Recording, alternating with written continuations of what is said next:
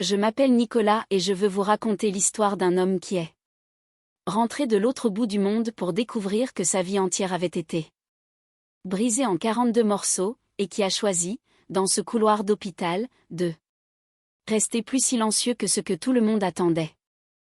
Nous aimons croire que la loi protège d'abord les plus faibles, qu'un enfant sur un lit d'hôpital est la seule chose pour laquelle une communauté entière serrerait les coudes afin de la défendre. Mais il existe des endroits où la loi n'est qu'un outil de plus aux mains des puissants, tout comme la fourrière municipale, les pressures gages et le juge d'instruction qui joue aux cartes tous les jeudis soirs. Dans ces endroits-là, avoir du réseau n'est pas une simple rumeur, c'est un rempart infranchissable. C'est l'histoire d'un père nommé Gabriel Lochet, qui a passé sa carrière à apprendre comment les remparts sont construits et où se trouve toujours la pierre descellée. C'est l'histoire d'une patience qui ressemble à la sérénité mais qui n'en est pas. C'est l'histoire de la différence entre une vengeance qui hurle et une vengeance qui attend simplement qu'une famille soit dévorée par la machine même qu'elle pensait contrôler pour se protéger. Je ne vais pas faire semblant de croire que le début est facile à entendre. Mais restez avec moi, car ce que cet homme a fait ensuite est la seule partie de l'histoire pour laquelle personne n'a jamais rédigé de rapport. Et d'ici la fin, vous comprendrez exactement pourquoi. Gabriel Lochet avait passé 11 ans à apprendre à être la présence la plus silencieuse dans une pièce. C'était l'essentiel de son travail.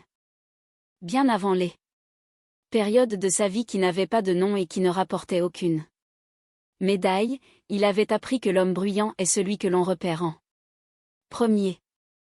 Alors, à la place, il était devenu patient. Il pouvait rester immobile sur un toit gelé pendant 9 heures. Il pouvait analyser une rue entière rien qu'à la façon dont les chiens se comportaient.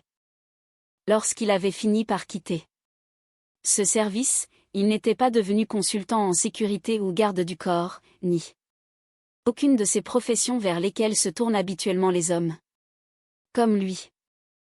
Il s'était mis à escalader des ponts. Cela lui convenait parfaitement. Il dirigeait une petite entreprise de travaux sur corde depuis la commune de Savenay. 3 camionnettes, une poignée de cordistes certifiés, et des contrats pour inspecter le dessous de chaque structure métallique et de chaque château d'eau dans 4 départements environnants. Il aimait la hauteur, le silence et l'honnêteté d'une soudure fissurée. Là-haut, rien ne faisait semblant d'être ce qu'il n'était pas. Il avait un fils prénommé Arthur, âgé de 6 ans, qui aimait dessiner des avions avec beaucoup trop d'ailes. Et il avait eu une épouse, Delphine, qui, 14 mois auparavant, s'était levée de la table du petit déjeuner, avait dit que la lumière lui semblait étrange, et s'était éteinte avant même que l'ambulance n'ait atteint le perron. Une rupture d'anévrisme, avait dit le médecin, sans signe précurseur, la faute de personne. Gabriel avait serré son fils dans ses bras lors des obsèques et lui avait promis que le monde resterait un endroit sûr. Puis l'appel était tombé, lui annonçant qu'il devait effectuer une dernière mission de réserve, une obligation contractuelle, une réactivation d'unité qu'il ne pouvait légalement refuser. 90 jours quelque part à l'étranger, dans un lieu qu'il n'avait pas le droit de nommer. Il ne lui restait plus de parents. La mère de Delphine, Viviane, avait pleuré sur son épaule lors des funérailles en qualifiant Arthur de dernier vestige de sa fille.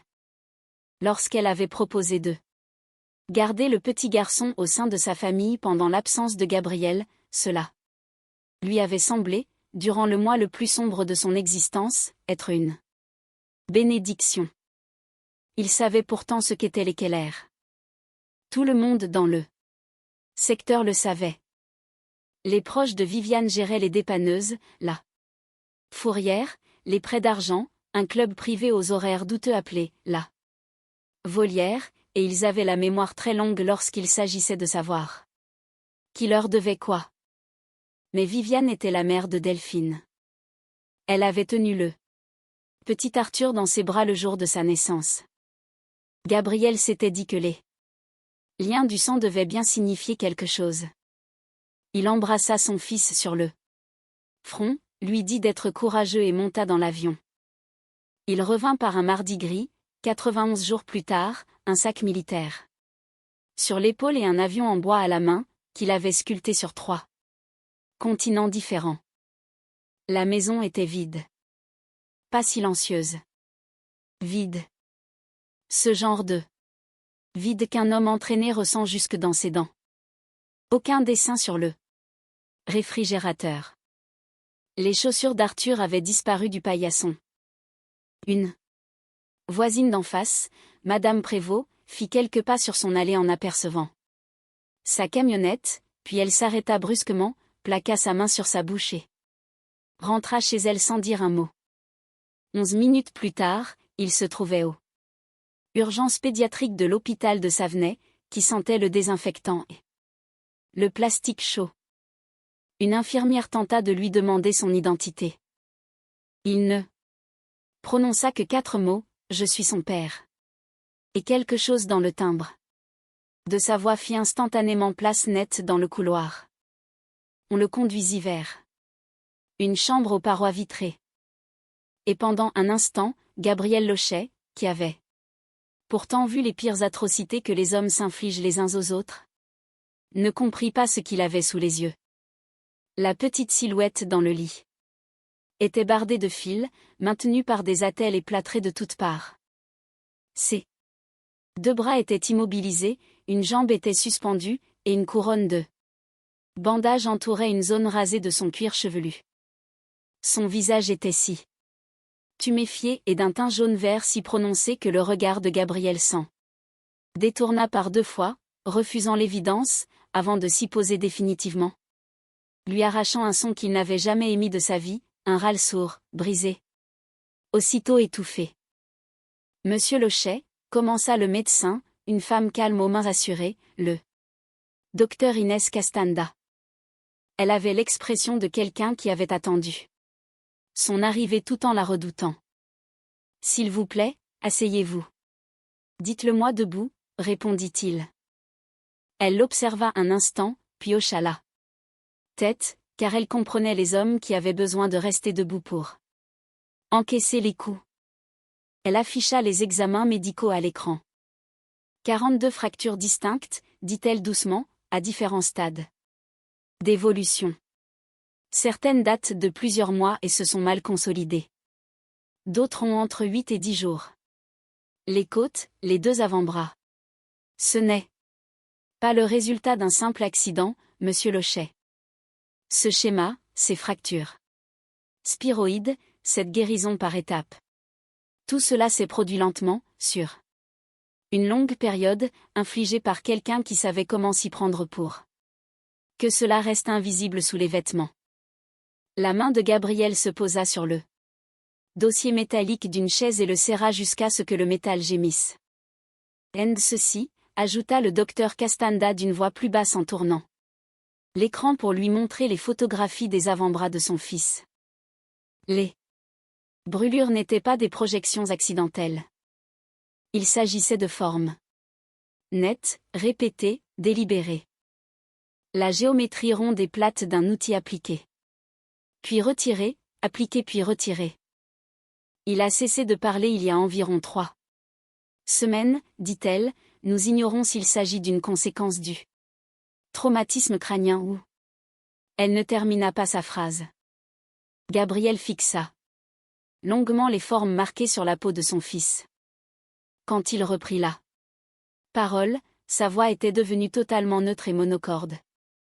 Ce ton qu'il adoptait autrefois, avant les périodes sans nom de sa vie. Qui l'a amené ? Sa grand-mère, répondit le docteur Castanda. Elle a affirmé qu'il était tombé dans les escaliers de la cave. Il les trouva dans la salle d'attente des familles, au bout du couloir. Viviane Keller était assise au milieu d'une rangée de chaises en plastique comme une reine tenant sa cour, un gobelet en carton rempli de café posé sur son genou. Autour d'elle se trouvaient ses 5 frères, Bernard, l'aîné, massif et décontracté, celui vers lequel tous les autres se tournaient, Lionel, s'agitant nerveusement, Gaston, les yeux rivés sur son téléphone, Thibaut, qui riait trop fort, et Rémi, le plus jeune, qui leva les yeux en premier et se figea en apercevant Gabriel sur le pas de la porte. Ils étaient en train de rire. Gabriel perçut l'écho de leur conversation, une anecdote, une plaisanterie, et vit Bernard s'essuyer le coin de l'œil du bout du pouce, de cette façon qu'on a lorsque quelque chose est vraiment amusant. C'était Viviane qui racontait l'histoire. Une boîte de beignets industriels achetée à la station-service était ouverte sur la chaise à côté d'elle. Elle se leva en l'apercevant, composant rapidement sur son visage un masque de chagrin, à la manière d'une femme qui enfile un manteau. Gabriel. Oh, Dieu merci, te voilà enfin rentré. Nous ne savions pas comment te joindre. Il a fait une chute, mon chéri. Une chute terrible. Il a toujours été si maladroit. 42, dit Gabriel. L'ambiance de la pièce se refroidit instantanément. Le sourire facile de Bernard ne quitta pas ses lèvres, mais ses yeux s'animèrent, effectuant un inventaire professionnel et rapide de Gabriel. Des épaules jusqu'aux mains, à la manière dont un certain type d'homme jauge un adversaire potentiel. Un enquêteur se tenait debout dans un coin, près du distributeur automatique. Un homme à l'allure fatiguée et effacée nommé Hubert Vogel, qui était visiblement là depuis un moment et qui aurait manifestement préféré être n'importe où ailleurs. Il se décolla du mur. Monsieur Lochet, si nous allions prendre un peu l'air, vous et moi? Dans le couloir, Vogel évitait soigneusement de croiser son regard. Je sais ce que vous pensez de tout cela. Vraiment, demanda Gabriel. Les services de l'aide sociale à l'enfance se sont rendus dans cette maison à 4 reprises en 2 ans, expliqua Vogel à voix basse. 4 fois. Chaque dossier a été classé sans suite. Éléments insuffisants. Rétractation de témoins. Signalement égaré. Vous comprenez ce que je suis en train de vous dire? Il jeta un coup d'œil en arrière vers la salle d'attente.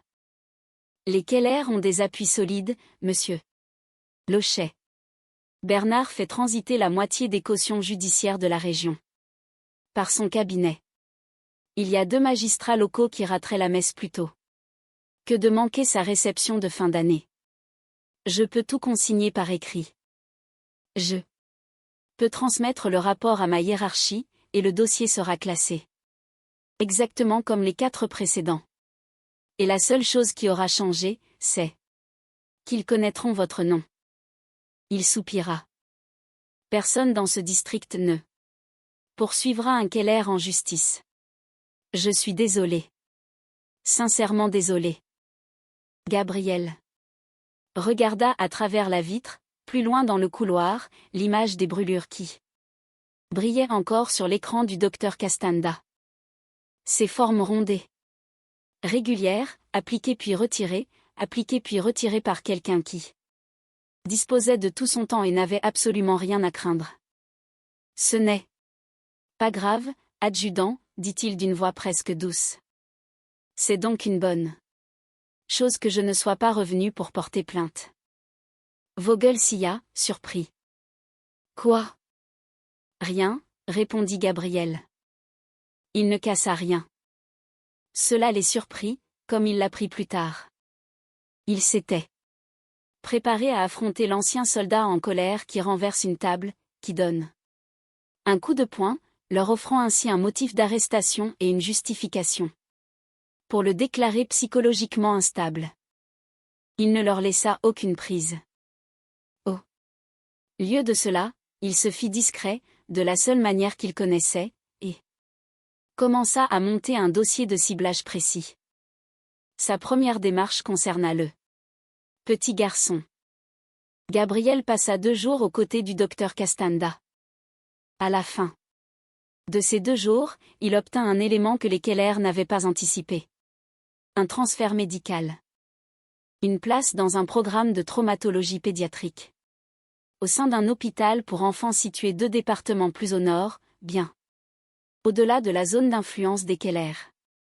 Une ordonnance de transfert que le docteur Castanda signa elle-même de sa propre main. Il fait tout le trajet dans l'ambulance, sa main posée à plat sur la couverture d'Arthur. Et lorsqu'ils franchirent la limite du département, il sentit une part instinctive de lui-même se relâcher d'un cran. Sa deuxième démarche consista à aller voir une avocate. Maître Marie Beaumont tenait un cabinet modeste au-dessus d'une quincaillerie et traînait la réputation de ne pas être corruptible, ce qui, dans ce district, lui avait coûté la majeure partie de sa clientèle. Elle écouta l'intégralité du récit sans prendre de notes, puis fit glisser sur le bureau un document que Gabriel n'avait encore jamais vu. Il s'agissait d'une ordonnance de délégation d'autorité parentale et de tutelle provisoire accordée à Viviane Keller pour le mineur Arthur Lochet, signé 11 semaines plus tôt, soit 6 jours seulement après le départ de Gabriel, par un juge figurant en bonne place sur la liste de Vogel. Ils ne l'ont pas pris pendant votre absence, expliqua Marie Beaumont. Ils l'avaient déjà obtenu légalement avant même que vous n'atterrissiez. Sur le papier, à l'heure actuelle, cette femme possède plus de droits sur cet enfant que vous. Elle croisa les mains. Monsieur Lochet, je vais contester cette décision, mais je veux que vous compreniez le terrain sur lequel vous vous avancez. Ils ont préparé leur coup méticuleusement. Ces ecchymoses qui n'ont jamais fait l'objet de poursuites. Cette tutelle. Et un rapport quelque part affirmant que vous êtes un homme brisé par la guerre, envoyé à l'étranger pour des opérations dont vous ne pouvez pas parler. Si vous agissez de manière brutale et bruyante, vous entrerez pile dans le scénario qu'ils ont déjà écrit. Pour vous. Gabriel fixa la date de l'ordonnance de tutelle pendant un long moment. Ils n'ont pas fait cela pour l'argent, dit-il à demi-mot pour lui-même. Pas uniquement pour l'argent. Comment ça, demanda l'avocate. On ne planifie pas la garde d'un enfant 6 jours après son déploiement pour un gosse qu'on va blesser par simple accident. Il se leva. Merci, maître Beaumont. Continuez à vous battre devant le tribunal. Faites du bruit là-bas. Forcez-les à surveiller cette main-là. Et vous, qu'allez-vous faire? Surveiller l'autre main, répondit-il. Il passa un unique coup de téléphone ce soir-là à un homme à qui il n'avait pas parlé depuis 4 ans. Hugo Rey avait porté le même uniforme et partagé les mêmes nuits difficiles que Gabriel, avant de revenir au pays pour mettre sa patience au service d'une cellule d'enquête financière nationale qui traquait l'argent plutôt que les hommes. Lorsque Gabriel prononça le nom des Keller, un long silence s'installa au bout du fil. Tu n'as aucune idée d'où tu viens de mettre les pieds, Gabriel, finit par dire Hugo. Ou peut-être que si. Nous avons un dossier ouvert sur ce secteur depuis 6 ans. Les dépanneuses, la fourrière, le club. Tout cela sert à blanchir de l'argent pour des structures bien plus importantes que. Nous voyons les contours du réseau, mais nous n'avons jamais pu l'appréhender concrètement, car chaque fois que nous obtenons une source locale, elle disparaît ou se rétracte. Et à 2 reprises, des mandats de perquisition ont été divulgués avant même d'être déposés. Un temps d'arrêt. Ils sont protégés en haut comme en bas, mon frère. C'est là tout le problème. Quel est ton intérêt là-dedans? Gabriel lui expliqua la situation. Il entendit le souffle de l'enquêteur changer au téléphone. Envoie-moi tout le dossier médical, dit calmement Hugo. Absolument tout. Ce que Gabriel découvrit au cours des 2 semaines suivantes, en tirant patiemment et invisiblement sur les fils du réseau comme on le lui avait appris, était pire que de la simple cruauté. Cela obéissait à une logique froide. Les Keller avaient déjà agi ainsi par le passé. Une fois que Gabriel eut obtenu l'historique médical complet et non censuré d'Arthur au-delà des limites du district, le docteur Castanda découvrit dans les demandes de remboursement d'assurance un schéma qui la contraignit à s'asseoir, sous le choc des années de facturation médicale, de dossiers d'invalidité, de subventions pour besoins spécifiques, et même une allocation d'accueil familial pour un autre enfant 10 ans auparavant, un jeune garçon nommé Lucas qui, une fois majeur, s'était volatilisé. Ces blessures n'étaient pas seulement le reflet du sadisme de Bernard envers les êtres sans défense, même si cette cruauté était bien réelle. Elles étaient un produit financier. Un enfant brisé génère des remboursements, des indemnités, des versements mensuels et une vague de sympathie locale qui permet d'étouffer 4 enquêtes classées sans suite. Arthur n'était pas une simple victime de la machine des Keller. Pour eux, il représentait un stock. Et quelque part dans la maison des Keller, une adolescente de 16 ans nommée Fanny Collin, une petite nièce qu'ils avaient recueillie et qu'ils traitaient comme une servante silencieuse, avait compris qu'en grandissant elle devenait de moins en moins rentable, et qu'elle en savait beaucoup trop. Elle avait commencé à filmer des scènes à l'aide d'un téléphone à l'écran fissuré qu'elle cachait dans la doublure de son manteau. Elle attendait, sans le savoir, que quelqu'un comme Gabriel vienne la trouver. Les Keller n'étaient pas stupides. Un homme qui pose des questions en toute discrétion finit toujours par faire un peu de bruit, et Bernard avait l'oreille fine pour ce genre de choses. L'avertissement survint sur la route du pont. Gabriel descendait la route sinueuse menant à la vallée de la rivière lorsque la pédale de frein s'enfonça brusquement jusqu'au plancher, avec cette mollesse totale caractéristique d'une durite qui a été proprement desserrée à la clé, et non sectionnée. Il roulait à 80 km/h en direction d'une barrière de sécurité qui surplombait un ravin de 30 mètres. Il ne céda pas à la panique. La panique était une réaction dont on l'avait débarrassé depuis bien longtemps.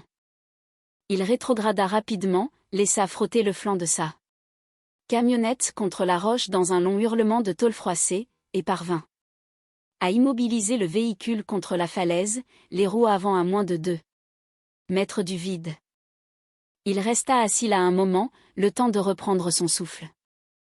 Puis il descendit, inspecta le dessous du véhicule, reconnut immédiatement le travail pour ce qu'il était, précis, difficile à prouver, un avertissement clair, et n'en parla absolument à personne. Qu'il s'imagine qu'il avait eu peur. Qu'il croit qu'il était déstabilisé. Un homme effrayé est un homme qu'ils savent gérer. Il ramena lentement le véhicule endommagé chez lui et le gara bien en évidence. Pendant ce temps, la machine judiciaire se mit en marche. Un juge complice des Keller accéléra la procédure pour pérenniser la tutelle de Viviane et interdire tout contact à Gabriel, s'appuyant sur une évaluation psychiatrique confidentielle qui le décrivait comme un ancien combattant instable présentant des troubles pathologiques de la colère. Un document monté de toutes pièces, signé par un médecin qui ne l'avait jamais rencontré. Marie Beaumont qualifia cette manœuvre d'acte le plus éhonté qu'elle ait vu en 20 ans de carrière. L'audience fut fixée 16 jours plus tard. Si les choses suivaient le cours habituel dans ce district, Gabriel perdrait le droit légal d'approcher son propre fils, et les Keller conserveraient la garde d'Arthur ainsi que les allocations pour toujours. Ce fut le moment le plus sombre. Gabriel s'assit ce soir-là au chevet d'Arthur à l'hôpital pour enfants, à 2 départements de distance de quiconque pouvait leur nuire, et ressentit toute la pression du piège qu'ils avaient construit autour de lui, la loi, les tribunaux, la gendarmerie, les magistrats, tout était biaisé. Tout leur appartenait. Il prit la petite main bandée de son fils. Les yeux d'Arthur s'ouvrirent. Pour la Première fois en 3 semaines, le petit garçon regarda son père et le reconnut. Ses lèvres gerçaient s'entr'ouvrir. Un mot s'en échappa dans un souffle, le tout premier mot prononcé depuis le drame de la cave, « Papa ». Gabriel posa son front contre la couverture pour que son fils ne voie pas son visage. Quand il se redressa, quelque chose venait de s'ajuster définitivement en lui, avec le bruit sourd d'un verrou qui se ferme. Il en avait fini de jouer. Selon leurs règles. Il allait renverser la table entière, et il ferait en sorte que la table leur retombe directement dessus. Voici ce que les Keller n'avaient jamais compris à propos de l'homme qu'ils avaient décidé d'effrayer. Il ne réfléchissait pas comme un homme qui cherche à remporter une bagarre. Il réfléchissait comme un ingénieur qui veut abattre un édifice, et il savait qu'on ne renverse pas un mur en poussant dessus. On repère la pierre unique sur laquelle repose tout l'ouvrage, et on laisse la gravité faire le reste. En réalité, les Keller ne possédaient pas ce canton. Ils le louaient. Les dépanneuses, la fourrière et l'argent liquide qui transitaient par la volière servaient tous une organisation bien plus vaste et lointaine. Un réseau régional, le genre de structure qui dilue son influence à travers une centaine de petits fiefs comme celui de Bernard sans jamais se montrer à découvert. Les Keller n'étaient qu'une franchise. Leur protection les juges corrompus, les dossiers classés, les fuites de mandat n'étaient pas de la loyauté. C'était un investissement consenti par des décideurs situés plus haut dans la hiérarchie, qui avaient besoin que ce canton reste calme et rentable. Et Gabriel, en recoupant les informations d'Hugo avec ses propres constatations, découvrit la pierre décelée. Depuis 3 ans, Bernard détournait discrètement de l'argent, il gonflait artificiellement les chiffres de la fourrière, déclarait des recettes moindres pour le club, et dissimulait la différence au milieu des fraudes aux allocations médicales, où cet argent ressemblait à de tristes petites indemnités pour un enfant malade. Les dirigeants du réseau l'ignoraient. Or, les hommes d'en haut détestaient 2 choses par-dessus tout: l'attention des services de l'État et le fait d'être volé. Gabriel constitua un dossier unique et l'envoya simultanément dans 2 directions opposées. À la brigade d'Hugo revint la partie officielle et propre, la chronologie médicale établie par le docteur Castanda, l'historique complet des demandes de remboursement d'assurance, le vieux dossier concernant le jeune Lucas. Et enfin, lorsque Gabriel parvint à faire passer clandestinement Fanny Collin et son téléphone fissuré de l'autre côté de la frontière du département, caché à l'arrière d'un de ses véhicules d'inspection à 4 heures du matin, les enregistrements vidéo de ce qui se passait réellement dans la maison des Keller. Les mandats étaient prêts. Les preuves étaient directement liées aux documents des Keller et à leurs propres témoins clés. Le nom de Gabriel n'apparaissait nulle part. Aux dirigeants du réseau supérieur fut transmise l'autre moitié du dossier. Les preuves du détournement de fonds commis par Bernard. Mais rien ne venait de Gabriel. Gabriel n'envoya jamais rien qui puisse remonter jusqu'à lui. Les éléments commencèrent simplement à apparaître. Un tableur comptable fut déposé à un endroit où le bon coursier ne pouvait que le trouver. Un chiffre fut glissé à l'oreille d'un habitué de la volière. Une copie du véritable grand livre de comptes de Bernard fut transmise. C'était amplement suffisant pour des hommes qui ne faisaient confiance à personne, leur permettant de faire le calcul eux-mêmes et d'en arriver à la conclusion inévitable que les Keller étaient devenus un fardeau. Les Keller les volaient, la police nationale était sur le point d'intervenir, et tout cela parce que Bernard s'était montré trop gourmand et imprudent. Ensuite, Gabriel s'assit de nouveau au chevet de son fils, posa sa main sur la couverture, et laissa les 2 forces gravitationnelles agir en même temps. L'effondrement se produisit bien plus rapidement qu'il ne l'avait lui-même anticipé, comme un bâtiment qui s'écroule dès que la charge s'exerce sur la fissure.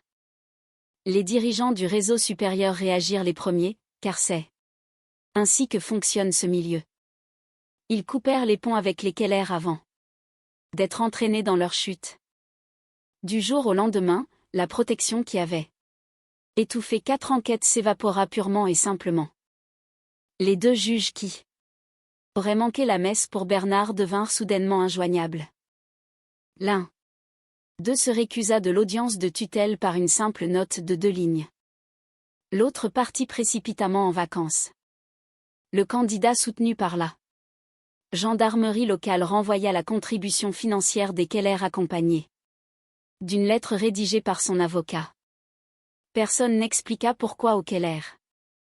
C'est là toute la cruauté du pouvoir d'emprunt, le jour où vous devenez un problème, on change les serrures sans vous donner d'explication.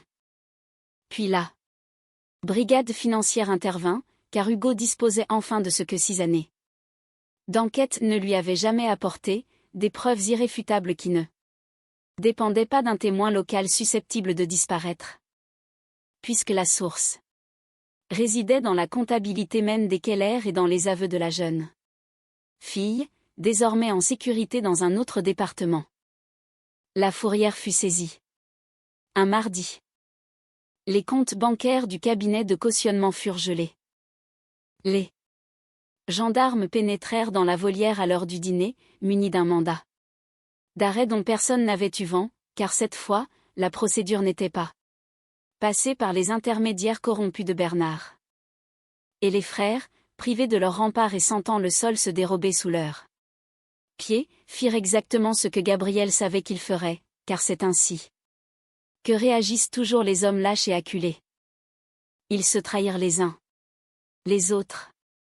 Rémi, le plus jeune, celui qui s'était figé dans la salle d'attente, fut le premier à franchir la porte du bureau du procureur avec son avocat, négociant une remise de peine contre tout ce qu'il savait. Thibaut prit la fuite et fut rattrapé dans un hôtel à 3 départements de là. Lionel fondit en larmes en salle d'interrogatoire. Gaston livra les registres de compte pour tenter de prouver que les détournements étaient le seul fait de Bernard. Et Bernard, ce colosse si sûr de lui qui s'était essuyé une larme de rire à quelques mètres de l'enfant qu'il brisait depuis 1 an, se retrouva assis dans une cellule sans comprendre, sans pouvoir jamais comprendre. Comment un homme discret qui n'avait jamais haussé le ton ni déposé la moindre plainte avait pu lui retirer tout ce qu'il possédait. Parce qu'il n'y avait pas de plainte. C'était là toute la subtilité de la chose. Gabriel n'avait jamais engagé de poursuite judiciaire.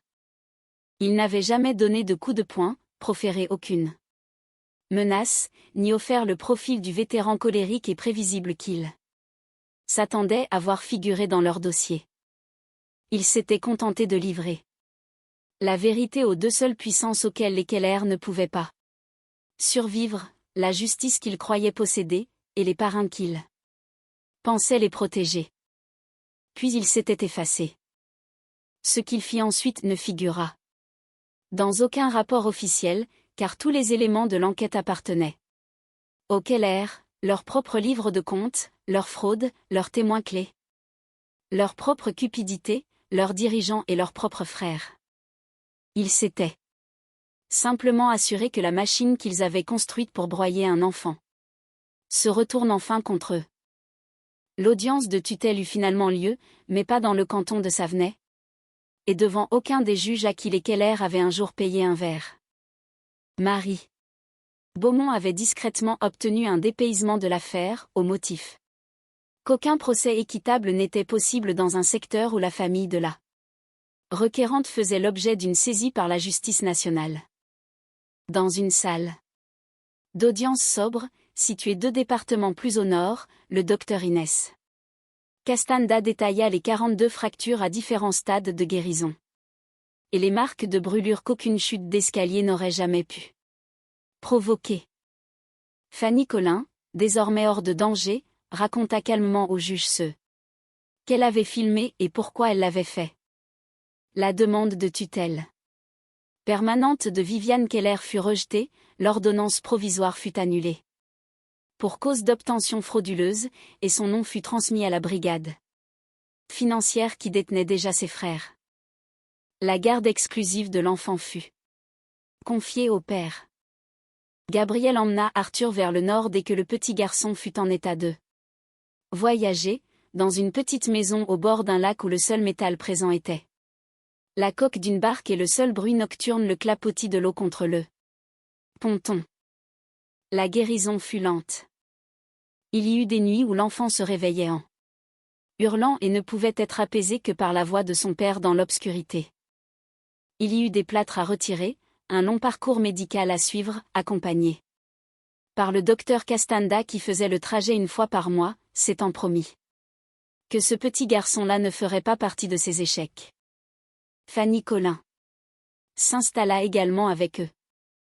Elle n'avait nulle part ailleurs où aller, et Gabriel avait appris à ses dépens ce qui arrive à un enfant que personne ne réclame, alors, il l'accueillit sous son toit. Elle commença à dormir de manière paisible à peu près en même temps qu'Arthur. Un soir, vers la fin de ce premier été, alors que Gabriel réparait un taquet sur le ponton, il entendit derrière lui le frottement d'un crayon sur du papier. Arthur était assis sur les planches de bois avec ses avions aux ailes trop nombreuses, dessinant avec ses plâtres désormais retirés, et commentant à voix basse comme il le faisait autrefois, celui-ci, c'est un avion de sauvetage. Celui-là transporte le chien. Et celui-ci, c'est celui de papa. Il parlait, tout simplement. Un petit garçon qui parlait à nouveau. Gabriel resta immobile, devenant la présence là plus silencieuse au bord du lac, et s'autorisa enfin à ressentir de la joie. C'est encore Nicolas. J'ai beaucoup réfléchi à la raison pour laquelle cette histoire reste gravée en moi. Et je pense que c'est parce qu'elle va à l'encontre d'une réaction que l'on nous apprend tous à attendre. On nous apprend que la réponse à une injustice monstrueuse doit être une colère monstrueuse. Qu'un père est censé entrer dans cette salle d'attente et se transformer en arme. Et les personnes qui ont fait du mal à cet enfant comptaient précisément les dessus. Elles avaient déjà rédigé tout le scénario pour cet homme brisé et violent. La seule chose qu'elles n'avaient pas prévue, c'était un homme calme. Ce que Gabriel Lochet avait compris, c'est que le véritable pouvoir ressemble rarement à du pouvoir. Il ressemble à de la patience. Il ressemble à un homme qui refuse le combat que vous tentez de provoquer parce qu'il est déjà occupé à vous faire perdre la guerre. Il n'a pas vaincu la machine des Keller en se montrant plus fort qu'elle. Il l'a vaincue en la retournant contre elle-même. 1. Gardant la certitude qu'un système fondé sur la fraude et la peur contient en lui tous les rouages nécessaires à sa propre destruction, pourvu que l'on reste assez serein pour les identifier. Il y a aussi une vérité mais plus difficile dans cette histoire, et je ne veux pas l'éluder. La raison pour laquelle les Keller ont pu agir ainsi pendant des années, c'est que l'influence des réseaux est bien réelle et qu'elle abandonne toujours les plus faibles en premier. 4 dossiers classés sans suite. 4. Un enfant est parfois la toute dernière personne pour laquelle un système bien installé acceptera de se déranger afin de la protéger. Cela devrait nous mettre en colère. Cela devrait aussi nous inciter à la vigilance, car ceux qui brisent les êtres silencieux comptent sur notre indifférence. Alors, s'il y a une chose à retenir de tout cela, que ce soit celle-ci, ne confondez pas le bruit avec la force, et ne confondez pas le calme avec la faiblesse. Parfois, la personne la plus redoutable dans une pièce est celle qui ne ose pas la voix, car elle a déjà pris sa décision et attend simplement que la gravité fasse son œuvre. Merci d'être resté avec moi. Prenez soin des personnes silencieuses. On se retrouve pour la prochaine histoire.